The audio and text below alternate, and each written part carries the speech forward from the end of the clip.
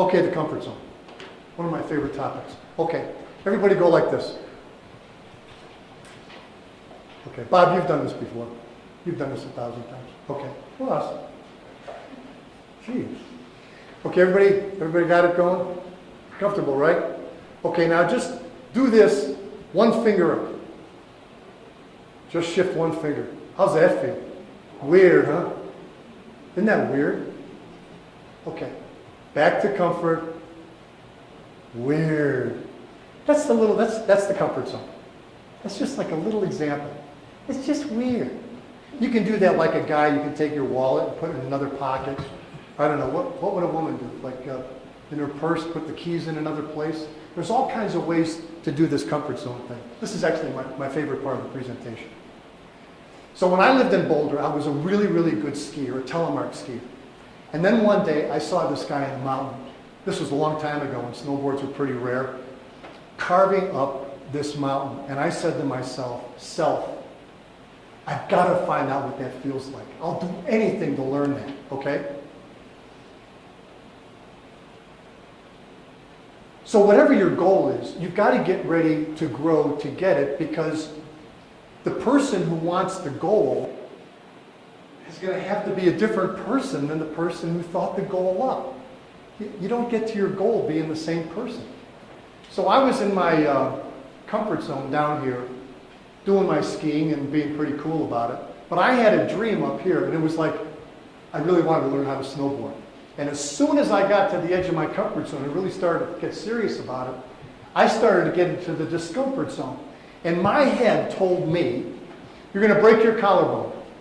I know you're crazy, this proves it. You'll never be good at it. It's really expensive. What will people think? There's no fool like an old fool. Hope you like frostbite, and there's not enough time. So anytime one of you is thinking about a new idea, a software exit, introducing a new line of fashion, doing something as crazy as creating products around cast-off waste from a vegetable, all of this stuff is going on in your head. Because when we were kids, our parents told us, and they filled our heads full of doubts. The truth is, when we hear doubts like this, it tells us we're going in the right direction. The voices in our heads are actually saying, this is the way. Does that make sense? Is this making sense? Okay. I didn't break my collarbone. I broke my ribs. But I got to tell you something. I can flat out snowboard. I'm the best, at my age, I'm the best snowboarder in the country. Okay. I've been featured in ads. People write about me. It's like, it was worth all of that just to show you this picture. Isn't that cool? Seriously. I cannot tell you, and you know what? It was worth every bit of it. Because you cannot believe the full body ecstasy when you're on a snowboard going really, really fast. Here's the deal. For 2 summers, I trained with the United States Olympic team at A Basin in Colorado. And one day I was walking in my car, and the coach of the team was with all of the real Olympic riders. There were like 6 or 7 guys, kids like 18 to 25, just hard body, killer snowboarders. And this guy called me over. And he said, hey, Pat, come on over. Come on over. So I'd been riding with these guys in the afternoon, and I came over, and I was kind of like, yeah. And he said, do you know what, this guy's name was Mike McNamara. He said, do you know what I was just telling these guys? And I said, no. And he said, I was asking them, do you want it as bad as the old man does? Do you want it as bad as the old man does? And they were all looking down at their boots. Because the truth is, I was the craziest loon on the mountain. That's how bad I wanted it. You know what gets you through all that? The word is desire. It's desire. You've got to want it. And want it completely. This is really provocative. And I hate to say it. If you don't get what you want, you didn't want it bad enough. Isn't that disgusting? Check that out. That is really hardcore. It's especially hardcore for startups that are struggling, living on their credit cards, etc. And we've all been through it. I was a dot-com founder back in the day. Missed doing an exit by about 3 weeks. And then there was that line, exuberant optimism, and it all came down. This is the depth of your dreams, okay? Comfort, convenience, conformity, and competing commitments. Comfort. Oh boy. We will not get off the couch. Convenience. I go to the gym. I see people going into the gym to work out for 2 hours and they drive around the parking lot looking for a parking space that's this much closer to the front door. Seriously, if you've got a business and you don't have parking, you're going to be out of business in the United States. Conformity. Whatever you do, in the land of the free and the home of the brave, let me tell you something. Whatever you do, don't get out of line. Okay? There's a lot of conforming going on in our society. Check it out. Just watch. And competing commitments. And this is the one where we say one thing and do another. I wanted to go to the gym, but you know what? The NBA Finals came on a little bit early on Sunday afternoon. Back and forth, always competing commitments. And if you watch this in yourself, you see how it plays out. But if you've got a dream, and I don't care if it's nanotechnology or snowboarding, I got to tell you,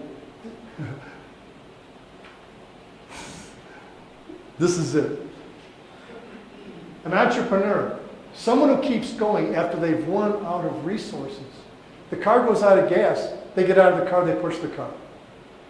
Serious entrepreneurs, they've got to screw loose. Because where others stop, they continue.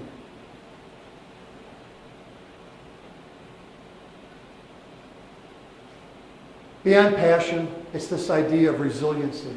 And this ties into this whole thing about entrepreneurship. So everybody can get real passionate. This idea of resiliency. So when an investor looks at an entrepreneur, they're looking for coachability, the quality of not being arrogant, and they're looking for persistence and all of that. But at the end of the day, I would say it's resiliency. So you take that entrepreneur and you squeeze him out of cash, you squeeze him like this, and you know what? Oh my God, he came back into shape. He bounced right back up again and stayed with it. We're all looking for resiliency in systems. Our water, electricity, our cities, our roads. Investors are looking for resiliency in the people that they invest in. Reciprocity. This really hits the nail on the head, I think, with Kathy. And this is where we have to stop scarcity thinking. Practice focused generosity. Give some more. Give till you think you're going crazy. I mean, what limits us except the thoughts that I think where I want to hold on to what I got and keep from getting screwed? I mean, these are the thoughts that limit my life. So the only way that I can break that habitual pattern of folding in and getting small is I've just got to break out of that, and I've just got to keep giving it away. And if you've been doing sales and marketing at all, there is nothing more powerful than sampling. If you've got a part of you that you can give away, give it away and see what happens. It's amazing. Kindness as a competitive advantage. So there was a young woman who was interviewing at Google. And you know the whole Google interview thing. It's multiple interviews. There's teams. They ask you all kinds of weird questions, etc. And I think that it was her and like 30 other candidates. And these candidates, they're all peers. They've all got MBAs. They've all got rockin' resumes. They're major league pros just to interview at Google. So she got the job, and on her first day, she said to her hiring manager, so like, of all of the people that I competed against, why me? And he said, well, I don't know if this was one of the big reasons, but he said, you were the only one that said a thank you card to everyone that was in your interviews. A simple thank you card. And why that thank you card is so amazing is, guys, talent's a commodity. The competition is brutal. What the card said about her. It's inexpensive. It's so obvious. Send a personal thank you card. And of course, people wind up saying, she's really someone I'd like to work with. If you have a client and you're thinking about sending them a thank you card, I mean a real handwritten $3.95 thank you card, if you think about it and don't do it, it's not about right or wrong. It's just like, notice that. And this relates to that line, the way I do anything is the way I do everything. That scarcity thinking. If I didn't do it, would I notice and make a note of why I did it?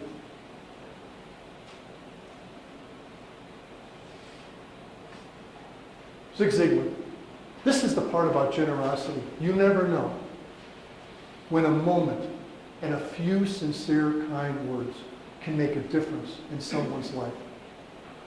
A pat on the back, an arm around your shoulder. We never know what's going on the inside of that other person. Just the tiniest little bit of appreciation and kindness. It can mean the world to people. And you know what? It can mean the world to the people that we live with, our spouses, the people in our homes. So let's talk about story. Remember this guy? Al Gore. In 2000, there was another debate. And what Al Gore did is he got into some storytelling, and the stories were off target. A lot of them weren't true. He had a quality of arrogance, and he lost that election. And he lost the election, and we've had a real interesting decade in that since he lost. Okay, and this isn't about politics. This is just about he didn't even win his own state. 7 years later, he wins the Nobel Prize and an Academy Award using PowerPoint. Using PowerPoint. And he creates a secular religion around global warming. If you hear people discuss global warming, it's not about science. It's a secular religion. And people get on one side and get on the other. They don't talk facts. It's all based on emotion. Look at this guy, 7 years later, and he is now venerated. So if there was like the equivalent like a pope, he stepped into like this deity position behind PowerPoint. Became a powerful, powerful, powerful leader. I think I just skipped over one. Here's the most important slide to hold up. If you get good at telling your story, and I'm talking now about skipping the MBA and skipping the PhD, and I know we've got some PhDs in here and I would never say it. I got to tell you, if you get good at telling your story, that'll get you what you want faster than anything you can imagine. If you want great results in a short amount of time, get good at getting up in a place like this and moving minds and hearts just this far. I'm serious. So let's talk about stories. A story is a fact wrapped in an emotion, compelling us to take action that transforms our world. Brands, these are stories that we tell ourselves about our own experiences. Take a look at these. They light up places in your head. Don't they? Isn't that amazing? When you look at these, you actually can get like, things are firing off. The most amazing brand down here is Harley Davidson. In terms of its culture, how it mirrors the culture. Harley Davidson, the people who are their customers look just like the people who are inside the company. They mirror one another.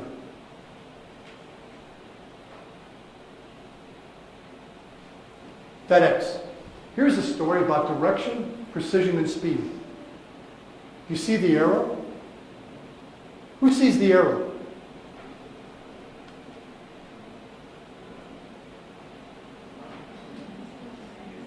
Joe, you're shaking your head. You don't see the arrow? Okay. So here's a great thing about this perception. Once you see the arrow, you can't not see the arrow. So from now on, like when you're like driving along, you'll see this FedEx truck and you'll be like, oh!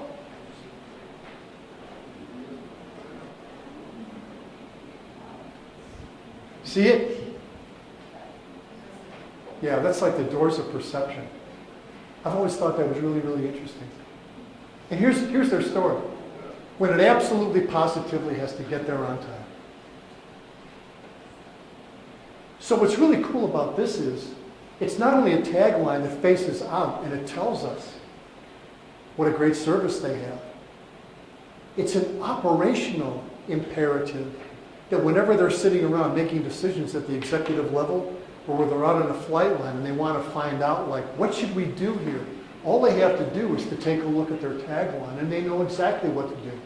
What we have to do here is to create an operational system here where we can get this guy's package to New York by 10 o'clock, just like we promised. So it's a tagline that has two faces. It faces our customers, but it also faces ourselves. So think about your particular business. What could you say about yourself that continues to be a driver for your business? Okay. So whenever a marketing guy gets in trouble, bring in the animals, okay? So when you turn on TV, there's elephants sitting on people's chests, there's giraffes, there's all kinds of cats, dogs. So this is my dog, Mona. Is she cute or what? Okay. So she's a red standard poodle. I gotta tell you, I love my grandkids, but Mona, hope my grandkids don't see this. So Mona doesn't want to take her tummy pill, okay? So this pill represents, it's like a metaphor, all my precious data, my info, my specs, all my PDFs, all of my data sheets and features and functionality. But when I try to give this to Mona, she's not having it. Mona's like just staring at me. But what happens if I bury the pill in peanut butter? If I take my data and all my facts and I put it in peanut butter, look at her tongue. She's already like ready. Over the lips, past the gums, look out stomach. Here it comes. That's what stories are about. We're all storytellers. Remember when we were kids? And you got kids, you read stories. Three Little Pigs. Can I ask a quick question? Sure, Joe. Is the story about the company or myself? Both. Both. Yeah. Both. They're like flight simulators. Look, we pay money to go to places and sit for 2 hours, and we go into a trance-like state. We love the story so much. We go to places and sit there, and we get completely embedded in the story. We check our brains in at the door. Remember this one? Darth Vader and the Volkswagen Passat? 68 million YouTube visits, and this was 2 years ago. I got to tell you, this was absolutely gangbusters, and there have been books that have been written about this. A model home, it's a dollhouse for grown-ups. There was a guy named Bill Pulte Homes. When he was a kid, he thought to himself, what if we built a house and when people walk through it, what would that do? What it does is it sells a lot of homes, is what it does. Because people step into a story and they move in their head. And here's the deal. Read all the books about Steve Jobs, but if you want to read about a genius, Walt Disney. Read about Epcot Center. Read about what he was doing in the 60s and 70s to show what benign, benevolent capitalism looked like, where real environmental stewardship, waste to energy, and all of these esoteric sciences. He was doing that at Epcot Center 20, 30, 40 years ago.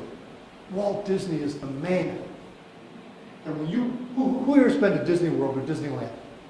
Okay? Yeah. When you walk in there, you've changed at a cellular level. You go into a state of incredible bliss and relaxation. So what he did around the business model was, when he first started talking about his idea, the first people he talked to were people who had carnivals. Carnivals. And they all said, you're crazy. That'll never work. Because the whole idea of a carnival is you walk in here, we take your money, give you bad food, and you walk out there. And he said, I don't think that's the way we want to do this. We want to create something for families, and it's really wholesome. Leave them a lifelong impression, something that they can have with their kids. Study Walt Disney. We're going to be moving right now into an era that's about stories, but you could really think of it as marketing 2.0. And here's an amazing example. Remember when Coke was the pause that refreshes? Remember that? This is the equivalent of features and functions in advertising and marketing. I got a product that goes this fast, so many miles per gallon. And of course, what's happening now that we have to keep in mind is Coke is now about happiness, folks. It's not about a beverage because everything has been commoditized. So they're taking this now to the next order of magnitude around feeling this. Because in a world that's been commoditized and you can get anything you want from Zappos or Amazon.com, at the end of the day, what are we really selling? At the end of the day, I got to tell you, we're selling good feelings. We tell and hear stories all day long. Why she was late, they're random, they're incongruent, they're too long, they're boring, and they're pointless. The stories that we're talking about, Joe, and this is whether it's about me as a person or my company, strategic, targeted stories that are concise, meaningful, entertaining, and above all, actionable stories. That when you tell a story or a tiny little anecdote, things happen. And this is really the thing about the truth and the trust. This whole thing is about you getting other people to do what you want them to do. Let's be clear. This is really about selling. This is about changing people's behavior. So let's talk about how they work. Please read this for me.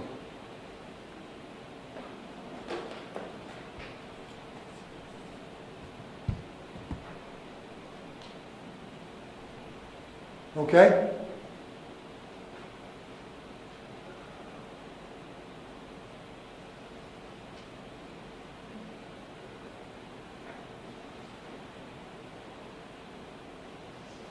It's basically the same message. This was shot by a guy named Kevin Carter. He killed himself about 18 months later. This ran on the cover of Life magazine and it changed the world. When people saw this picture, they were never the same. And it changed how our culture looks at hunger in the third world. Here's another example.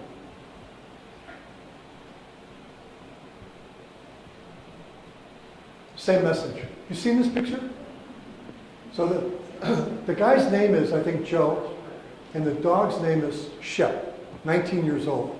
And there was a couple times in his life when this man was suicidal, but he didn't take his own life because, after all, he had his dog, Shep. Now, Shep is 19, racked with pain, liver disease, and arthritis.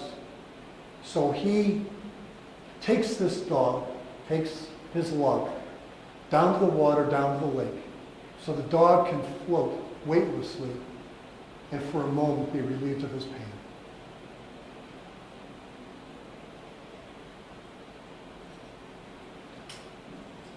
It's all going on up here. Two simple hemispheres of the brain. Words don't work. Pictures and stories are what works. Here's what happens. Man's best friend is a dog. You read the text. It go ding, ding. There's a skeptical thing that lives over here. It's really binary. It's yes and no. It's on and off. It's like everything it sees and hears, it's all to this thing. It's like yada, yada. I'm not buying anything you're selling. So you go into Best Buy and some guy walks up and says, can I help you? And this whole part gets engaged and it's like, no, you can't help me. Leave me alone. So if you're in front of an investor and we invoke this side, everything that investor has ever been taught about cynicism, skepticism, and ripping you to pieces is invoked immediately. Okay? You have just stuck your story into a wood chipper. But we can add a picture or a heartfelt story to that. A channel opens on the right-hand side, and the brain says to our being, dude, relax. It's just a story.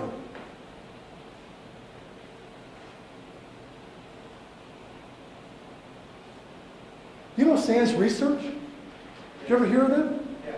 They're right down the road. Have you heard of these guys in El Paso? They're like 10 minutes up the road. Stephen Sands. Are they still here? I heard they might have gone to California. They're still here. The most advanced esoteric neurological research on marketing and marketing impact, it's happening right down the road. So what's happening in the science, from a neurological standpoint, is we used to think that like pictures work and stuff like that. Well, now this agency is working with the big advertising companies, and they're proving that things go on up here. And there's a reason why that Darth Vader commercial happened, and books have been written on it. Okay, so last year I was doing a consulting job, a storytelling workshop for the Home Builders Association in Albuquerque. And I come out, it was a day like this, it was like 115 in the shade. And I had stopped to do some texting on this thing, and the next thing I know, I look around, there's no cars around, it's just me. So I get in the car, click, click, click, click, you know the deal? Click, click, click, click, click. Have you heard that sound before? Click, click, click, and I'm like, oh, I'm so screwed. And it's like 5:30, there's nobody else around. I got my hood up and I got a really dead battery. So a guy driving by sees me with my hood up, he gives me a jump, I drive about 2 blocks, the battery was so bad that it wouldn't even hold the jump. So I called AAA, and this guy shows up. Kenny from AAA. He got there maybe 20, 25 minutes later. So he's doing my battery, and I'm looking at him, and you see this baseball hat? It's a camouflage baseball hat. Right on his baseball hat, he had this fish hook. So he's doing his thing, and of course I don't know what to do. I'm just standing there making small talk. It's like I have no clue what's happening. And I said, so you like to fish? And he said, I just love to fish. I said, so how's the fishing this year? And he said, I haven't been out fishing much. My wife and I just had a baby girl, and so that my wife can stay home with her, I've been working double shifts and doing like 70 hours a week, and double shifts, doing this. And I'm like, wow, okay. So I watch him a little longer, and I'm like, so how many calls have you made today? And he's like, I don't know, you're like number 13 or 14. I'm like, wow, 13 or 14. Because it was kind of late in the day. I said, I bet people like me are really, really happy to see you. And he looked at me, he stopped what he was doing, he looked at me and he said, actually they're not. And I said, what do you mean they're not? And he said, I've been out all day, and he said, you were the only guy that walked up to me with a smile on your face and shook my hand and thanked me for showing up. And I said, what are you talking about? And he said, most of the time, people heap abuse on me.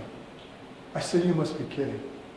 They're not grateful? They're not thankful? He said, no. He said, the last guy that I was working with, he was taking his mom to the hospital. As soon as I pulled up, he cursed me. I said, you're kidding. He said, no. He said, because no matter how fast I get there, I'm always too late. Besides that, it's going to cost them money, and they don't like being out of control. So that's what I get. I got to tell you, I was dumbfounded.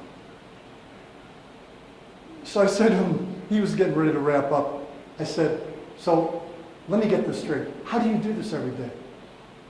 And he looked at me and he said, I get up every day and I look in the mirror and I say to myself, go out there and be somebody's hero. I was like, say that again?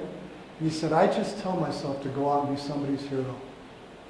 I said, kid, wow, thanks. For a minute I was like happy I had a dead battery.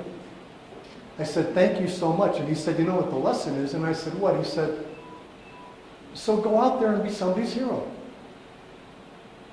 And when I told it to my wife, Jane was like, life can be amazing.